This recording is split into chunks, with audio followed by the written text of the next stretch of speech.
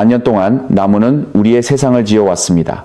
모든 집, 모든 다리, 모든 배는 한 그루의 나무에서 시작됐습니다. 그런데 지금 중국에서는 10년도 안 되어 다시 자라는 어떤 재료로 7층짜리 건물과 트럭이 지나갈 수 있는 다리를 만들고 있습니다. 한때는 초가집이나 짓는 재료라고 불렸던 것, 심지어 나무조차 아닌 것, 휘어져도 부러지지 않고 탄소를 배출하는 대신 가둬둡니다. 그리고 이미 강을 건너는 차량의 무게를 버틸 만큼 강합니다. 말도 안 되는 이야기처럼 들리지만 이것은 바로 지금 2026년에 실제로 벌어지고 있는 일입니다. 끝까지 보면 한 세기 동안 엔지니어들에게 비웃음을 샀던 식물이 어떻게 지구상에서 가장 주목받는 건축 재료 중 하나가 되었는지 정확히 이해하게 될 것입니다. 지금부터 보게 될 것은 작은 실험실 프로젝트가 아닙니다. 실제 크기의 건물, 실제 다리, 그리고 한 나라 전체의 건설 방식을 이미 바꾸고 있는 국가적 계획입니다. 이 이야기에서 가장 이상한 점은 그 해답이 거의 40년 동안 바로 눈앞에 놓여 있었는데도 아무도 진지하게 받아들이지 않았다는 사실입니다. 나무의 오래된 문제. 나무는 인류가 가장 오래전부터 사랑해온 건축 재료였습니다. 강하고 따뜻하며 날카로운 칼날만 있으면 거의 어떤 형태로든 가공할 수 있습니다. 사람들은 공학이라는 단어가 생기기 훨씬 전부터 수천 년, 수만 년 동안 나무를 베어 집을 지어왔습니다. 하지만 나무에는 누구도 말하고 싶어 하지 않는 큰 약점이 하나 있습니다. 바로 느리다는 점입니다. 건축에 사용할 만큼 튼튼한 나무가 자라려면 보통 25년에서 75년이 걸립니다. 잠시 생각해 보십시오. 오늘 심은 나무가 실제 건축 자재로 쓰일 수 있을 때쯤이면 여러분의 손주들이 이미 어른이 되어 있을지도 모릅니다. 이제 세상은 그렇게 오래 기다릴 수 없습니다. 도시는 그 어느 때보다 빠르게 커지고 있고 숲은 그런 수요를 따라갈 수 없습니다. 그래서 건설업자들은 대신 철강과 콘크리트로 눈을 돌렸습니다. 이 재료들은 빠르고 강합니다. 하지만 그 대가도 무겁습니다. 철강과 콘크리트 생산은 매년 인간이 대기 중으로 배출하는 전체 이산화탄소의 15% 이상을 차지합니다. 이것이 건설업계가 수십 년 동안 갇혀 있었던 함정입니다. 느린 재료는 지구의 부담이 적지만 수요를 따라가지 못합니다. 빠른 재료는 수요를 따라가지만 지구를 망가뜨립니다. 오랫동안 이것은 진짜 해법이 없는 문제처럼 보였습니다. 느리고 친환경적인 쪽을 선택하거나 빠르지만 더러운 쪽을 선택해야 했습니다. 제3의 선택지는 없었습니다. 그런데 한 나라가 오래전부터 존재했지만 무시받아온 식물을 완전히 새로운 방식으로 보기 시작하면서 상황이 달라졌습니다. 그 식물이 왜 그렇게 오랫동안 주목받지 못했는지 이해하려면 먼저 그것이 왜 그토록 유망하면서도 동시에 그토록 골칫거리였는지를 살펴봐야 합니다. 아무도 진지하게 보지 않았던 식물. 그 식물은 바로 대나무입니다. 그리고 여기 의외로 많은 사람이 모르는 사실이 있습니다. 대나무는 사실 나무가 아닙니다. 풀입니다. 여러분의 뒷마당에 자라는 잔디와 같은 과에 속합니다. 다만 훨씬 더 클 뿐입니다.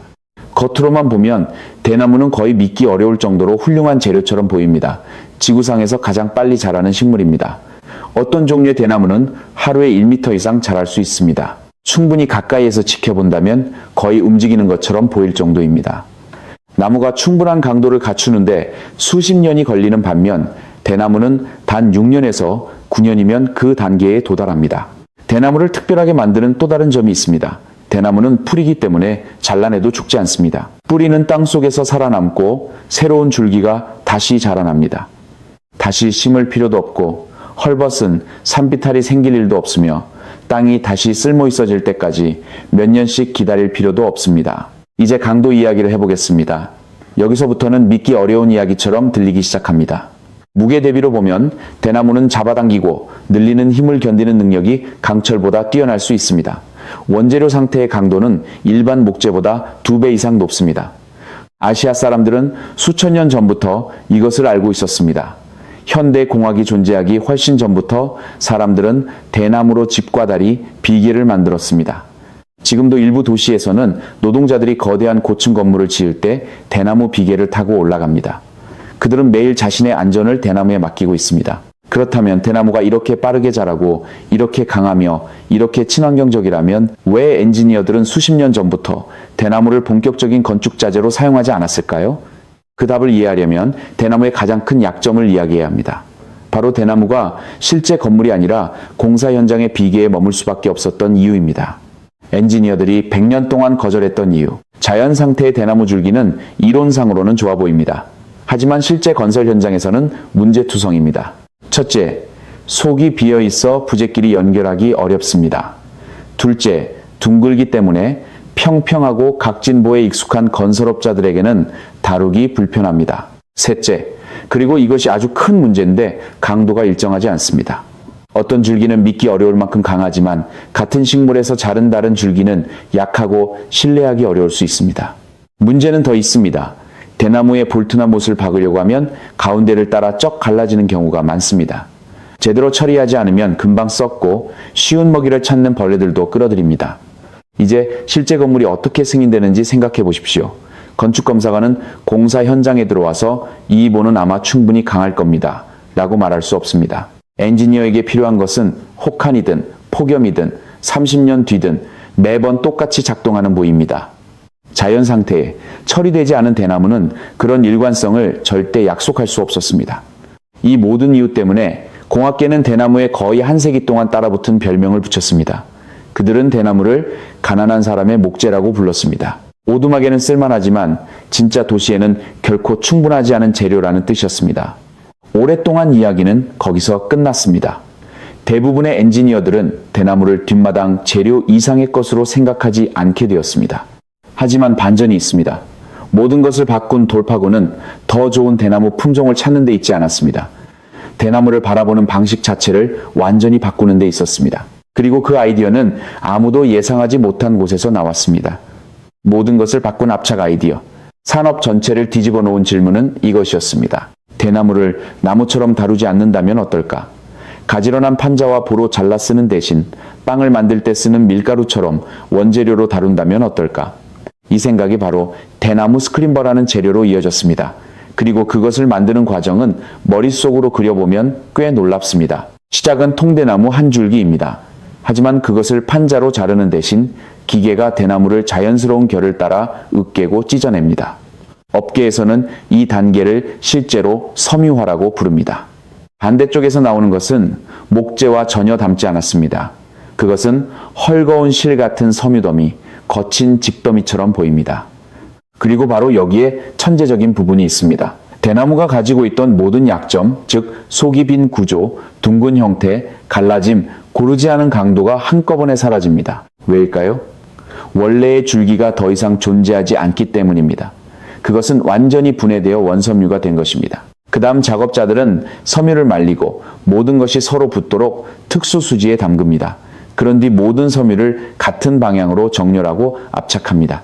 그리고 이것은 부드럽게 누르는 수준이 아닙니다. 이 섬유 매트들은 극한의 압력 아래에서 동시에 열을 받으며 눌립니다. 내부에 갇혀있던 공기의 거의 전부가 빠져나가도록 강제로 압축되는 것입니다. 그 압착기에서 나온 결과물이 바로 엔지니어들을 멈춰서게 만드는 부분입니다.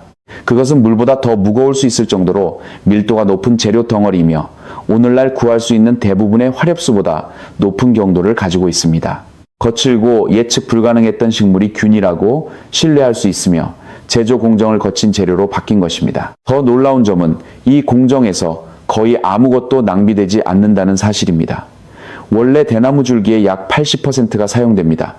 휘어진 부분이나 품질이 낮아 보통 버려졌을 조각까지 포함됩니다. 여기서 나오는 수치들은 솔직히 믿기 어려울 정도입니다. 고품질 대나무 스크림버는 압축 강도 160메가파스칼 이상, 휨 강도 300메가파스칼 이상을 기록한 시험 결과가 있습니다. 기억해야 할 점은 이것이 10년도 안 되어 다시 자라는 풀이라는 사실입니다.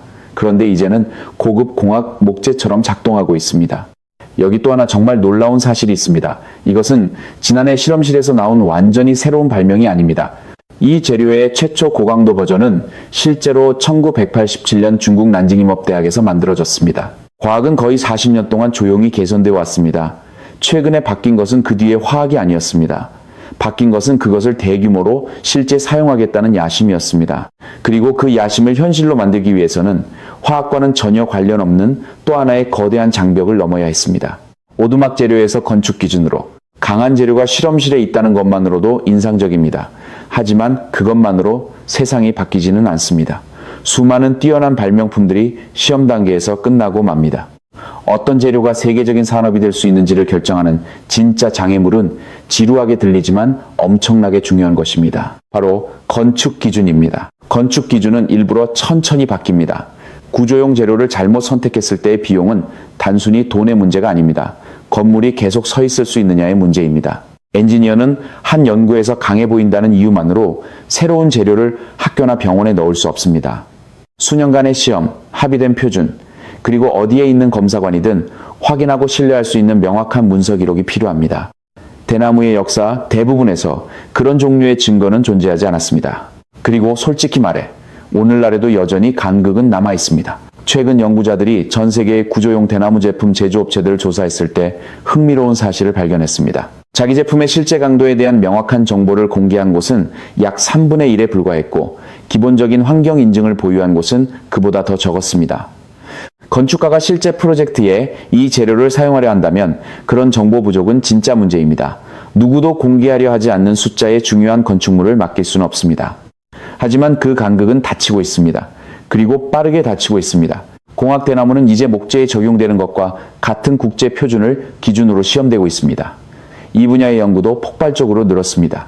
2024년까지 이어진 10년 동안 공학 대나무에 관한 연구가 거의 0건 발표되었습니다. 그 연구 하나하나가 검사관과 엔지니어가 사용 승인을 내리기 전에 필요로 하는 확실한 증거를 하나씩 더해주고 있습니다. 천천히 대나무는 흥미로운 호기심의 대상에서 벗어나 엔지니어들이 공식 문서에 자신 있게 올릴 수 있는 재료가 되기 시작했습니다. 그리고 그 자신감이 생기자 사람들은 더 이상 대나무를 바닥재나 데크재에만 쓰지 않았습니다. 불과 10년 전이었다면 아무도 승인하지 않았을 것들을 만들기 시작했습니다. 그리고 그 다음 만들어진 것들이야말로 이 이야기에서 사람들의 시선을 정말로 사로잡는 부분입니다. 고층 건물, 다리, 그리고 국가계획. 오랫동안 대나무 건물에 대한 농담은 따뜻한 기후에서 1층짜리로만 머문다면 괜찮다는 것이었습니다. 예쁜 정원정자, 보행 자용다리, 아늑한 친환경 리조트 오두막 정도. 귀엽지만 진지한 공학이라고 보기는 어려웠습니다. 그러다 모든 것이 바뀌었습니다. 중국에서 엔지니어들은 현재 세계 최초로 인정받는 주로 공학 대나무로 만든 7층 건물을 설계하고 건설했습니다. 이것은 벽에 대나무 장식을 조금 붙인 일반 건물이 아니었습니다. 기둥, 보, 바닥이 모두 조립식 공학 대나무로 만들어진 실제 다층 구조물이었습니다.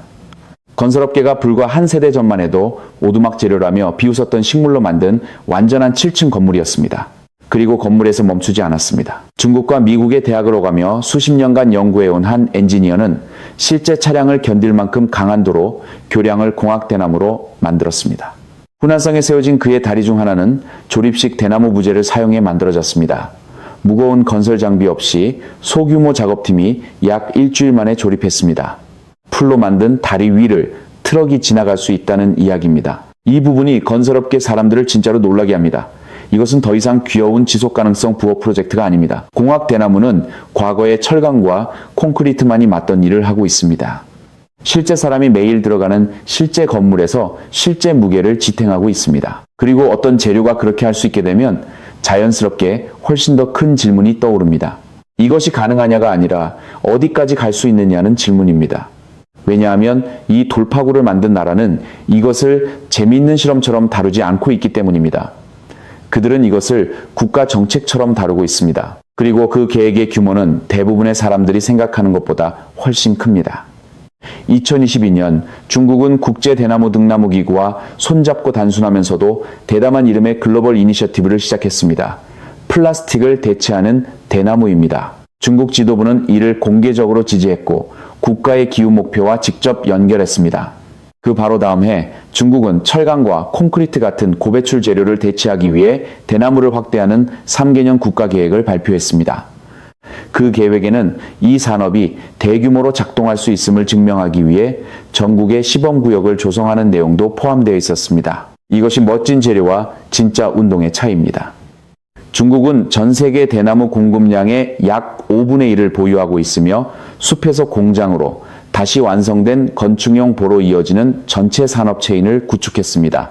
중국 측 보고서에 따르면 중국의 대나무 숲은 자연적으로 자라는 것만으로도 매년 약 3억 톤의 탄소를 흡수하고 저장합니다. 그리고 이 비전 뒤에는 실제 돈도 걸려 있습니다. 중국의 대나무 산업은 2025년까지 7영억 위안, 2035년까지 1조 위안 규모에 도달한다는 목표를 세우고 있습니다. 정부가 그 정도로 큰 숫자를 내놓으면 세계의 다른 나라들도 매우 주의 깊게 바라보기 시작합니다. 그리고 경쟁하기 시작합니다. 연구자들이 전 세계 구조용 대나무 제조 기업들을 지도화했을 때 약 3분의 2가 중국에 기반을 두고 있다는 사실을 발견했습니다. 하지만 흥미로운 점은 여기입니다. 이제 미국, 인도, 인도네시아, 베트남, 싱가포르에서도 새로운 기업들이 나타나고 있습니다. 자체적인 거대 대나무종을 보유한 남미 지역도 수출 작물로서의 가치를 깨닫기 시작했습니다. 중국이 정교하게 다듬은 이 기술은 진짜 산업이 결국 그러하듯 바깥으로 퍼져나가고 있습니다. 이 성장을 밀어붙이는 것은 단순히 식물에 대한 애정이 아닙니다. 그것은 실용적인 계산입니다. 새로운 탄소세와 더 엄격한 환경 규제에 직면한 건설업자라면 10년도 안 되어 다시 자라고 탄소를 하늘로 내보내는 대신 건물 안에 가둬두는 재료는 단순히 좋은 아이디어가 아닙니다. 실제 경쟁 우위입니다. 그리고 어떤 진지한 건설회사도 그런 우위를 오래 무시할 수는 없습니다. 하지만 풀로 지은 세상을 상상하며 너무 앞서가기 전에 이 이야기에는 그만큼 주목해야 할 솔직한 단점도 있습니다. 솔직한 문제. 그 밀도 높고 인상적인 대나무 스크린버는 수지로 결합되어 있습니다. 흔히 페놀 수지라고 불리는 종류가 사용됩니다. 그 수지는 이 재료에 강도와 내수성을 부여합니다. 하지만 동시에 완성된 보는 더 이상 순수한 자연식물 조각이 아니라는 뜻이기도 합니다. 그것은 복합재입니다. 화재가 났을 때 어떻게 반응하는지, 수십 년 동안 얼마나 오래 버티는지, 그리고 건물이 결국 철거될 때 그 수지가 어떻게 처리되는지에 관한 질문들은 여전히 엔지니어들이 신중하게 연구하고 있습니다. 또 이 제조가 실제로 어디에서 가능하냐는 현실적인 문제도 있습니다. 생대나무를 강한 구조용부로 바꾸려면 공장, 섬유 가공, 기계, 수지 침지 설비, 대형 유화 프레스가 필요합니다. 중국은 이 전체 산업 체인을 수십 년에 걸쳐 구축했습니다. 야생대나무가 풍부하지만 산업 기반이 없는 나라는 스위치 하나를 켜듯 하룻밤 사이에 인증된 건축용보를 생산할 수 없습니다. 값싸고 빠르게 자라는 건축 재료의 혜택을 가장 크게 볼 수 있는 지역들이 실제로 그것을 만드는 데 필요한 장비와는 가장 멀리 떨어져 있는 경우가 많습니다. 그 간극을 좁히는 일은 이제 더 이상 순수한 과학 문제가 아닙니다. 그것은 투자 문제이고 교육 문제이며 정책 문제입니다. 그리고 앞서 말했듯 건축 기준은 일부러 천천히 움직입니다. 안전이 언제나 최우선이기 때문입니다. 이 모든 것이 과학이 이미 증명한 사실을 지우지는 않습니다. 다만 오늘 가능한 것과 세계 나머지 지역에 실제로 구축되어야 할 것 사이의 거리를 보여줄 뿐입니다. 그리고 지금까지 우리가 본 모든 것을 기준으로 하면 그 거리는 업계의 많은 사람들이 예상했던 것보다 훨씬 빠르게 좁혀지고 있습니다. 이제 이 이야기 전체가 향해온 더 큰 그림으로 돌아오게 됩니다. 엔지니어들은 건설업계가 오두막 재료로 치부했던 식물을 가져왔습니다. 그들은 그것을 평범한 목재처럼 쓰려 하지 않았습니다. 대신 원섬유로 잘게 부수고 다시 압착해 그것이 대체하려는 화렵수보다 더 강한 재료로 만들었습니다. 그것은 다시 심을 필요 없이 10년도 안 되어 자라납니다. 탄소를 배출하는 대신 가둬둡니다. 그리고 지금 이 순간에도 7층 건물을 떠받치고 있으며 트럭을 안전하게 강 건너편으로 옮기고 있습니다. 수천 년 동안 더 크고 더 좋은 것을 짓는다는 것은 다시 자라나는데 한 사람의 평생이 걸리는 무언가를 베어내는 것을 의미했습니다. 처음으로 우리는 아이가 학교를 마치기도 전에 다시 자라는 진지한 구조용 재료를 갖게 되었습니다. 이것은 정말로 새로운 일이며 정말로 흥미로운 일입니다. 전문가들이 100년 동안 비웃었던 식물이 이토록 강력한 것으로 드러났다면 우리는 또 무엇을 바로 눈앞에 두고도 놓치고 있는 걸까요?